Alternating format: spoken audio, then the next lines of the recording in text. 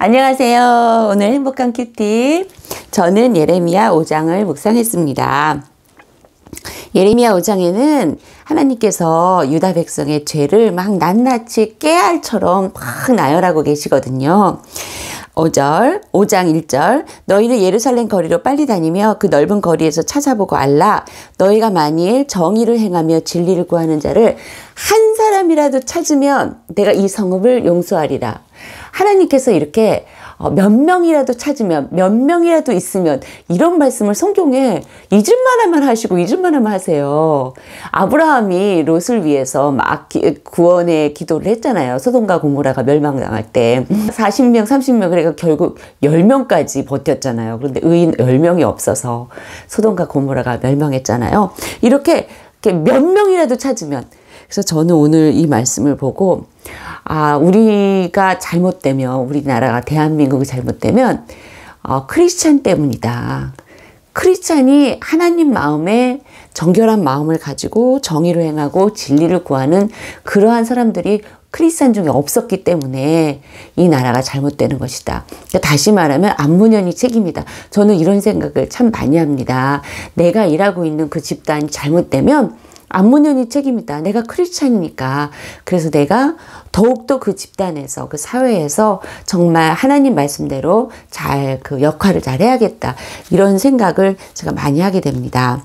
예레미야 5장에서 하나님께서 유다의 죄를 이렇게 많이 말씀하셨는데 제가 읽어보니까 되게 세 가지로 이렇게 나눠지더라고요. 첫 번째는 7절부터 나오는 성적인 음란의 죄입니다. 7절 네 자녀가 나를 버리고 신이 아닌 것들로 맹세하였거늘 내가 그들을 배불리 먹인즉 그들이 간음하며. 또한 12절에 보니까 그들이 여호와를 인정하지 아니하며 말하기를 여호와께서 계시지 아니하니 재앙이 우리에게 임하지 아니할 것이요. 하나님을 인정하지 아니하는 것. 하나님께서 특별하게 죄의 표본 같은 거를 이렇게 말씀하실 때 음란의 죄를 굉장히 많이 말씀하시거든요. 그렇다고 해서 이제 음란이 다른 그 도둑질이나 뭐 이런 죄보다 더 비중이 더 크고 더 그 죄가 더 악한 죄다. 저는 이제 그렇게 생각하진 않은데 그 죄는 지속적이고 관계에 있어서 맺는 죄이기 때문에 끊기가 굉장히 어렵고 돌아오기가 굉장히 힘들다. 예를 들어서 외도를 하잖아요. 그러면 외도를 해서 그쪽에 그 사람하고 외도한 그 상간자하고 관계가 있잖아요. 거기서 또 그 아이도 낳고 거기에 또 부모님도 계시고 이렇게 사람과 관계를 맺거든요.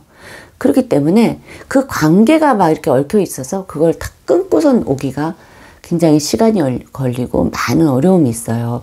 그래서 다른 그 어떤 욕심이 발동해서 확 죄 짓는 거, 막 화가 나가지고 그 자리에서 욱하고 죄 짓는 거, 이것보다 음란의 죄가 훨씬 끊기 어렵고 재발률이 높고 참 어려운 죄인 것 같아요. 그래서 하나님께서 이 음란의 죄를 이렇게 첫 번째에 말씀하신 게 아닌가 이렇게 생각이 듭니다. 그래서 특별히 조심하고, 저는 농담으로도 음란의 그런 농담을 안 하려고, 음란의 죄에 대한 거. 왜냐하면 제가 그 정도로 약하기 때문이에요. 저는 이제 방송을 하니까 방송에 가면은 다 그 방송을 하고 다 헤어져요. 뿔뿔이 흩어지기 때문에 관계를 이렇게 참 친하게 맺기가 어렵거든요. 근데 한 방송, 한 프로그램을 꾸준하게 오래 하다 보면 이제 같이 있는 그런 그 출연자들끼리 좀 친하게 되거든요. 적어도 2년 이상은 프로그램을 해야 돼요. 근데 그렇게 되면 마음의 문을 확 열고 또 방송하는 사람들이 굉장히 감성이 풍부해요. 그래서 막 감정적으로 막 이렇게 나오거든요. 예전에 저도 어떤 방송을 하는데, 근데 이제 우리끼리 막 모여서 한 2년 이상 하니까 또 차도 마시고 막 이렇게 했는데, 각자가 가지고 있는 이제 상담 같은 걸 이렇게 고민을 털어놓았는데, 거기에는 어떤 출연자 하나가 아내하고 굉장히 이제 안 좋은 관계에 있더라고요. 그래서 그 이야기를 이제 했어요. 근데 그 사람이 저랑 되게 친했거든요. 그 다음에 제가 갑자기 확 하고 연민의 마음이 막 드는 거예요. 그러더니 내 마음이 이렇게 뚜벅뚜벅 걸어가서 그 사람한테 가는 게 보이는 거예요. 그 사람을 막 위로해주고 싶고, 이런 이상한 마음이 드는 거예요. 그래서, 이거 아니야, 이거 아니야, 아니야, 아니야. 그래서 그때 정신을 바짝 차리고, 정신 차려, 문현아, 이거 너 무슨 마음이야? 이거 너 무슨 마음이야? 너 조심하자 하고 제가 그때 마음을 이렇게 다스렸던 그런 기억이 납니다.